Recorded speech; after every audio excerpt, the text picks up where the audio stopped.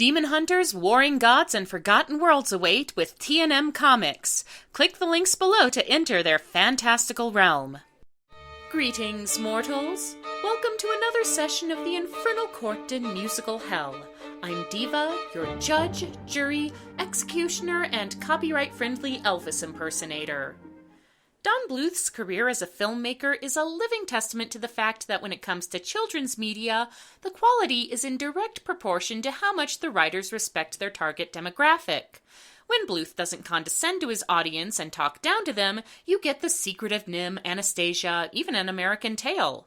When he doesn't, that brings us to our next offender, Rock-A-Doodle. Though hardly the worst of Bluth's decline, oh, don't remind me! It was the beginning of the end. Its critical and box office failure eventually forced Sullivan Bluth Studios into bankruptcy, with the 3 films still in production being sold off to a company in Hong Kong, which led to a lot of production issues for those movies, which couldn't help but have an effect on the finished product. Arguably, the failure of this movie only served to compound the failures of the films that followed it. But for now, let's examine the case of Rock-A-Doodle on its own. The movie begins with some folksy Phil Harris narration telling us that once upon a time the sun rose, which wouldn't be so impressive except there was a time when it didn't. Okay then.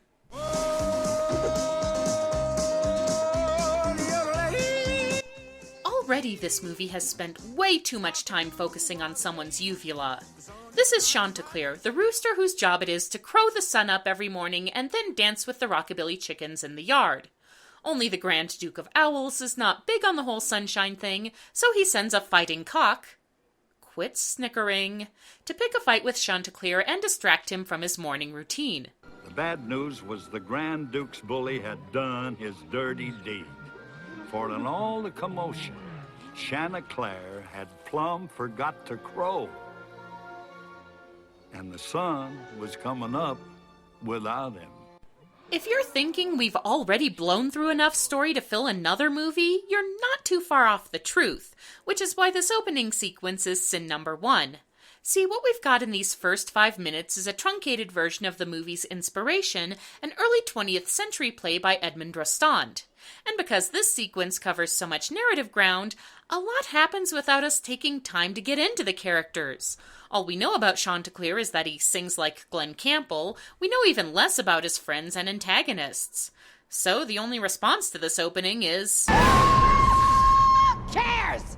Also, in the Rostand play, Chanticleer realizes that even if he doesn't literally bring the sun up, he still has an important purpose in waking the farm, but here he apparently is responsible for maintaining the cosmic order, because in his absence, the sun goes away and an extended rainstorm begins. Who's that, Mom? Hey, keep it down, movie, we're trying to watch you! We suddenly shift into live action with a boy named Edmund, who I've just realized is probably named for the original playwright, and his mother, who's telling him Chanticleer's story to distract him from the little matter of floodwaters rising on their farm. The river's rising too fast. We've got to reinforce the sandbags. Oh, you think that'll work? We'll make it work. I'll get the boys. Me too. And sin number 2 for the live-action framing device. It's a wrinkle this movie really doesn't need, and the subpar acting makes it tedious as well as superfluous. The whole thing looks like footage cut from a subpar 70s Disney movie. I want to help. Well, then pray for the rain to stop, and that will help. Oh, Mom practices faith disaster relief.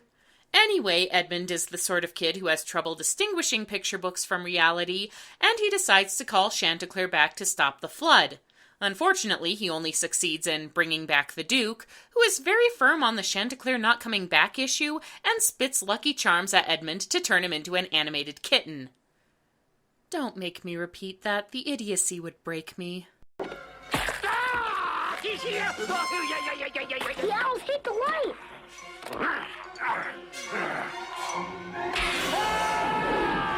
Yes, our villain was just defeated by a flashlight. Edmund's savior is also our narrator, a dog named Patu whose sole character traits are 1, he is voiced by Phil Harris in his final role, and 2, he can't tie his shoes. He could go barefoot, but, you know. Bunions. And with that, I don't want to know any more about his character. Here, let me show you how to tie him. Jeepers! Watching a lot of My Little Pony will do that to a person, I understand. And by the way, what is up with the sound in this movie? Most of Edmund's lines sound like they've been recorded on an old kid's turntable someone picked up in a thrift shop. While Edmund gets some doll clothes to hide his shame, underneath their fur, absolutely naked. Patu is joined by Gadget's annoying cousin and some random characters who didn't make the final cut at Song of the South auditions. Why don't you run home, be a mousewife, make cheese? I instantly hate this character. Actually, I hate both of these characters, Snipes and Peepers, who together make up sin number 4. Peepers is a smug know-it-all brat whose sole purpose in the film is to be snide to Edmund. I could forgive you for being a cat if you would take us to the city. Of course, if you're afraid, cat. I'm not afraid. As for Snipes, he's voiced by Eddie Deason, which should tell you all you need to know about him, and serves even less purpose, unless you count coming closer to getting the heroes killed than any of the bad guys do. I can't breathe. Don't make me lose my temper, Snipes. Patu explains that everything in Edmund's storybook is true, and now all the farm animals need to go to the city, which I guess is what happened after No Name City got all built up, find Chanticleer, apologize for laughing at him, and beg him to bring the sun back. Luckily, Edmund happens to know how to get to the city, but unfortunately at that point his room is overrun by root beer. Edmund, Patu, Peepers, and Snipes sail off for the city in a toy box, while the rest of the Home on the Range rejects hold down the fort. Meanwhile, in the Duke's lair,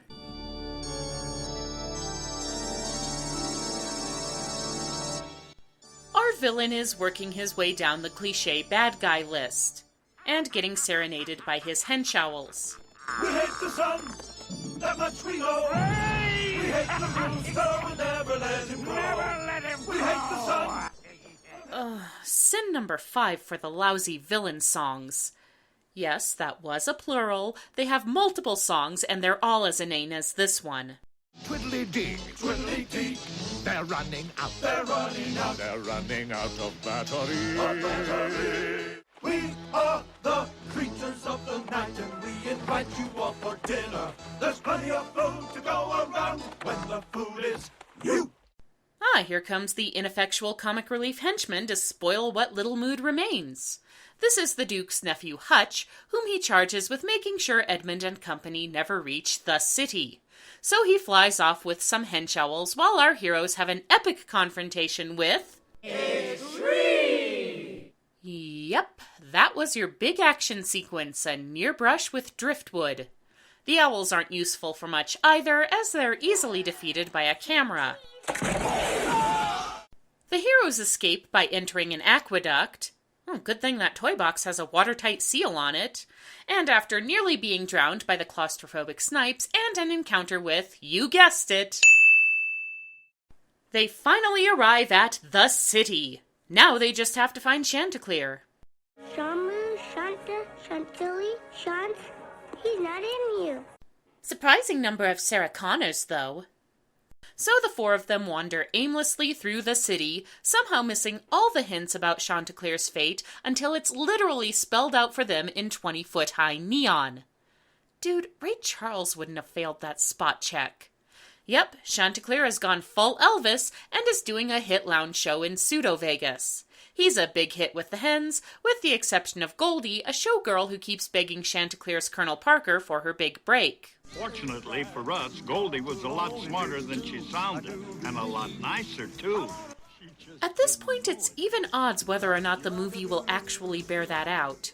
Turns out the manager Pinky is on the Duke's payroll, keeping Chanticleer from going back to the farm so the Duke can keep reining everyone out and Pinky can keep making money off his star. Luckily for them both, Chanticleer is a particularly oblivious protagonist and doesn't notice when evil schemes are being discussed right next to him. You say a cat, a dog, a bird, and a mouse. The Duke clues Pinky in on the attempt to steal his headliner away, so he puts a blanket ban on all dogs, cats, mice, and birds for the following performance. No problem, our heroes just disguise themselves as penguins. A type of bird. Wow, dumber than advertised. Pinky also persuades Goldie to seduce Chanticleer so he'll stay, and she agrees for reasons which are vague and mostly unimportant. Meanwhile, Snipes, of course, blows the hero's cover, so they try to get Chanticleer's attention by flying a note folded into a paper airplane onto the stage during his show. Well, I got treasure hunting fever. For love.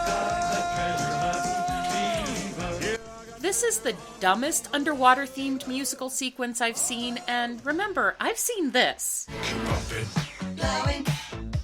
Goldie sneaks the note away from Chanticleer during her sub-Jessica Rabbit routine, and before you know it, the two of them are romancing underneath a neon moon. There was just one problem with their plan, of course. Goldie was only supposed to pretend to fall in love with Chanticleer. But she was falling in love for real. Well, so much for show don't tell. Sin number 6. You get the feeling this story was kind of made up as they went along. There's not much sense of things being connected naturally or leading to something. It's just a barely cohesive series of events with no groundwork or motivation behind them. Phil Harris's narration, added after the fact in a valiant but ultimately futile attempt to bring sense to the whole mess, doesn't help and ends up being intrusive more often than not. As a result, the plot feels more like the writers were just sitting around going, sure, why not? Especially during the part where Pinky decides Chanticleer should cross over into movies. Shitty bitches, man. Every single one. See, Edmund decides to get to Chanticleer by talking to Goldie because, sure, why not? But she believes Edmund's a bad kitty, and the heroes get caught in a net somehow because, sure, why not? And Goldie has a sudden burst of remorse because, sure, why not? And Hutch shows up to torment them because, you get the idea.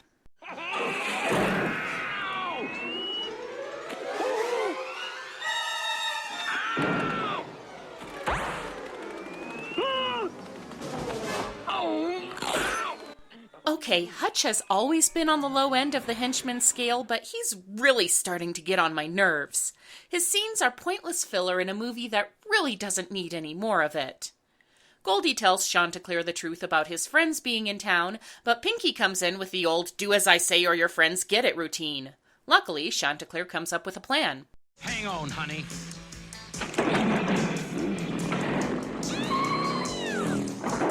It's not the script. Well, good thing the motorcycle was completely functional and not bolted down, and Pinky left the studio door wide open. I'm going to spare you the majority of the chase scene that follows, apart from this one bit of insanity where Peepers tries to detach the trailer from Pinky's Cadillac and winds up crashing into a water tower as a result. Of course, if you're afraid cat. Afraid cat. A maverick little Rennie. Hey, lay off. And we've gone from sure, why not to what the fuck? Somehow Edmund is inspired to be brave, which is something he was supposed to be struggling with, I guess. And rescue Peepers, which is a good thing because she can somehow fly a helicopter and get them all back to the farm. Oh, and Chanticleer was knocked unconscious at some point because, sure, why not? Alas, Hutch has stowed away on the chopper too and causes it to crash. Sadly, there were no casualties. So, they're back on the farm, the animals holding down the fort are spared from being eaten, and now Chanticleer can bring back the sun. Except for one small problem. Oh, but look. Cock-a-doo. No. Cow. Uh-oh. Again, I must reiterate... Cares! Why do we care why Chanticleer suddenly can't crow? The movie implies it's some he no longer believes in himself thing, but when did that happen? For all that the promotional materials indicate that Chanticleer is a central character, we honestly don't see that much of him. Certainly not enough to get a sense of his personality, let alone become invested in it. He spends most of the movie out of reach of the characters, and later, unconscious. Edmund tries to get a rally for Chanticleer going, but the Duke magically chokes him, leaves him for dead, and decides to go full Ursula on us.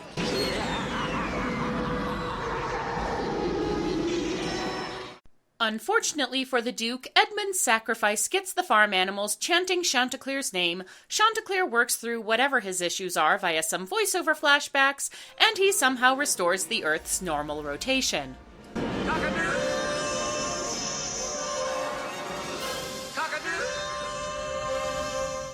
The Duke gets shrunk into a tiny version of himself.